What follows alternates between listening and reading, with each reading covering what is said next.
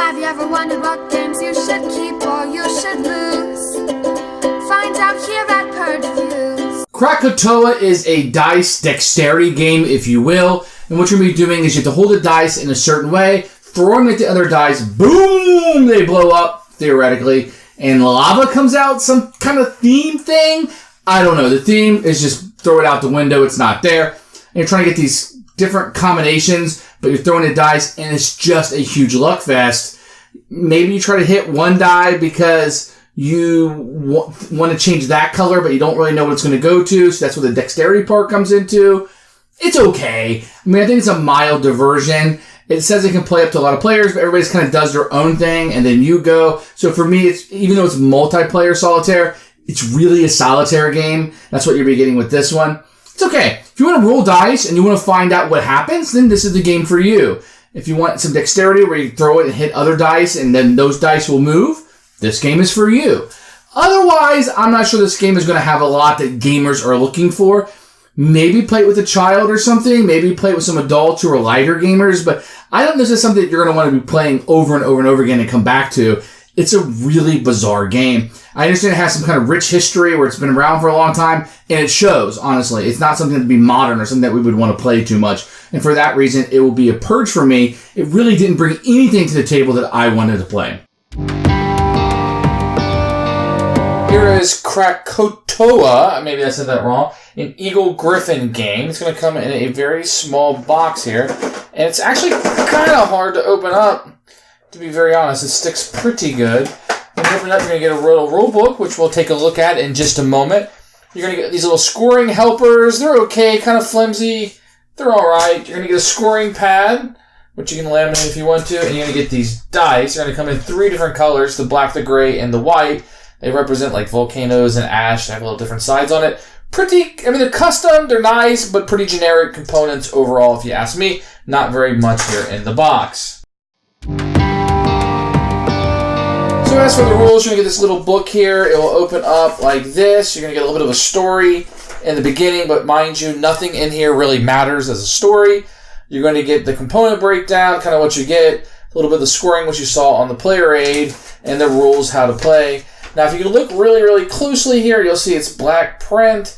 Anything that you see in blue, which is all this is black, is advanced rules. So they kind of like just snuck them in there. But I think you can play with most of those if you want to. So let me show you the flow of the game. The first thing I do is roll all 9 of these, and I'm going to kind of roll them where you can see them. And then you're going to score points based on this chart. So if all the grays, let's see, I have 2 blues and a yellow on the black. So 2 blues and a yellow is going to score me 1 point.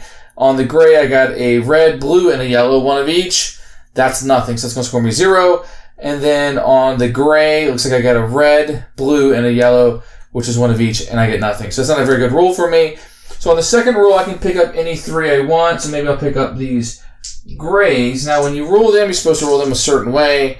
You put 1 for each finger, and you put your thumb here, and then you kind of have to at least touch 1 die when you roll, and then once again, you do the same thing when you score. And the rules will tell you on the third roll that you're going to have to roll certain ones, and when you roll those, so you'll see here that you will roll different ones. So on the third set, you have to throw the steam, on the fourth one, the ash, on the fifth one, the lava.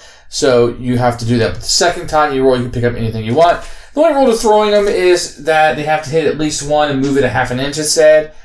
And they recommend you don't play on a soft surface like this. They're like a cloth that you'd be playing on. And you just continue to score. And when your score is full, then it's the next player's turn and you play a number of rounds.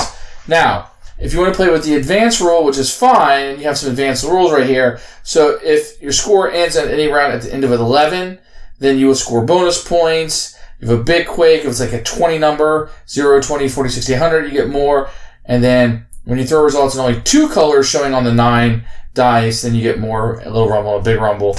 So there's a little bit things that you can do. You have very little choice in the game. You're just rolling the dice and you get whatever it happens to roll. And that's how you play this game. So you just roll the dice 9 times and you'll be done.